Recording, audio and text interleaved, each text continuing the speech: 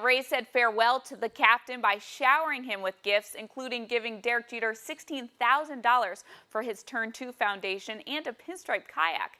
Come game time, the Rays didn't have a whole lot of respect for number 2. Thanks, Nancy. After losing their lead last night and eventually falling to the Indians, the Yankees may have lost one of their stars. The New York Post is reporting that Masahiro Tanaka has left for Cleveland for New York to undergo an MRI. Mets hosting the Rockies last night, down a run in the bottom of the ninth. Curtis Granderson and the Mets put on quite a show at Citi Field. Makes you wonder, where was this amazing effort earlier in the year? Inducting 6 new members, the largest class since 1971. For Yankees fans, they got to see iconic manager Joe Torre take his place amongst baseball's finest. Despite Derek Jeter's countless accolades as a player, it's the man off the field that makes his peers have the utmost respect for number 2. At Yankee Stadium, I'm Jennifer Williams, Files 1 Sports. Shane Green managed to tame the tribe in his first major league start, putting himself and the Yankees in a position to win. It would be another rookie that would close this one out. Top of the second, no score. Brian Roberts hits a line drive to left field. Chris Dickerson on the track. Ball takes a hop off the wall. Roberts makes it into second for the double. Brian McCann comes in from second to score, and the Yankees take a 1-0 lead. Later on, Derek Jeter might be retiring at the end of this season, but he's letting everyone know he's not finished just yet. The captain moved into sole possession of 9th place on baseball's all-time run score list. He's down 6-1 in the top of the 8th. Jeter gets hit by a pitch in the elbow by an inexperienced reliever, Steve Geltz. Now, Jeter was not hurt. He'd remain in the game. It marked, however, the 5th time a Yankee had been hit by a Ray in the past 4 games. Jeter had been hit twice. Manager Joe Girardi is not happy. He'd be ejected. Bottom of the 8th, is that a little bit of retaliation by David Phelps for his captain? He would be tossed for that, a little bit of a melee and some come at me bros, but no punches thrown.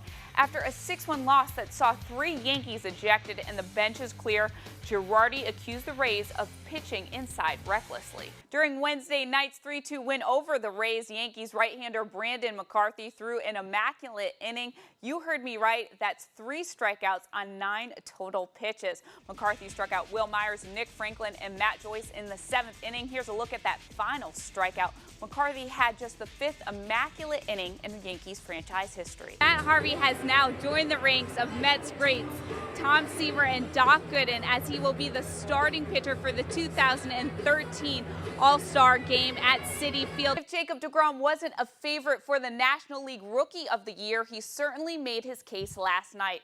deGrom tied the modern-era record for consecutive strikeouts to start the game with 8. Mets hosting the Marlins last night at Citi Field. deGrom coming into the game with 22 straight innings without allowing an earned run. He'd get Christian Yelich swinging. Next up is Donovan Solano swinging. deGrom strikes out Casey McGee. Ladies and gentlemen, please welcome to the field the captain, number 2, Derek Jeter.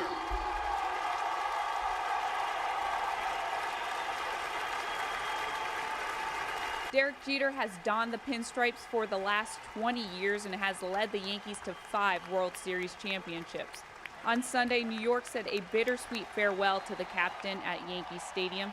The iconic shortstop, not one to make anything about himself, was humbled by the ceremony in his honor. Yankees know how to throw big ceremonies, and to be a part of it, having all those people come out there and honor you and show up and show their support, and the fans, the way they've treated me, this was a day that I'll remember forever. After the ceremony, Jeter quickly reminded everyone that there was still a game to be played. Former manager Joe Torre noting one of the shortstop's best qualities was his focus on baseball, not the fanfare. He's there all the time, very responsible, and really doesn't crave the spotlight.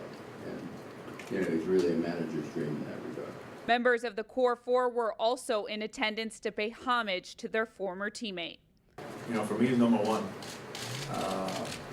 Because I got to play with him, and I got to see how much the game of baseball meant to him. Never saw Babe Ruth playing, Joe DiMaggio, Lou Gehrig, Mickey Mantle, but I saw Derek playing for 19 years in the big leagues and some years in the minors.